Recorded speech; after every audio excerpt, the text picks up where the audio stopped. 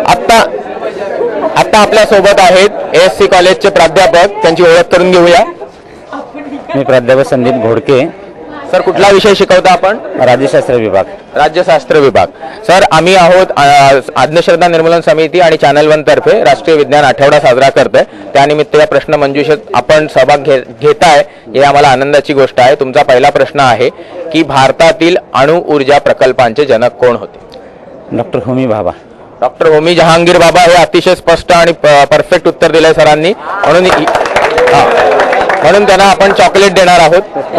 पुढचा अतिशय साधा आणि सोपा प्रश्न आपण त्यांना विचारणार आहोत। त्यांचा विषय राज्यशास्त्र आहे, त्यामुळे राज्यशास्त्राशी मी संबंधित नसल्याने मी थोडे त्यांना भूगोला संदर्भात प्रश्न विचारू इच्छितो।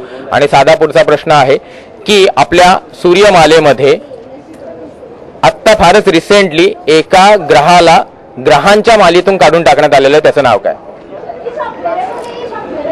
ग्रहांच्या मालिकेतून काढून टाकले प्लूटो। प्लूटो, अतिशय परफेक्ट उत्तर। दुसरं उत्तरही सरांनी बरोबर दिलंय।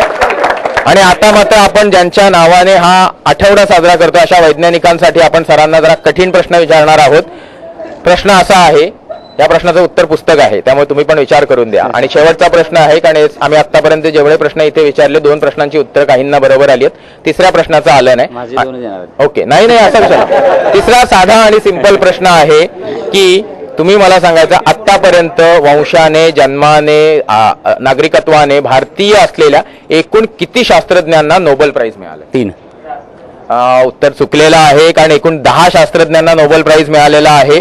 आणि त्यातले काही वंशाने भारतीय आहेत, काही जन्माने भारतीय आहेत, पण त्यानंतर ते अमेरिकेत स्थायिक झाले। आणि बऱ्यापैकी काही बाहेरचे लोक आहेत जे भारतात येऊन स्थायिक झाले आणि मग त्यांना नोबेल प्राइज मिळालं।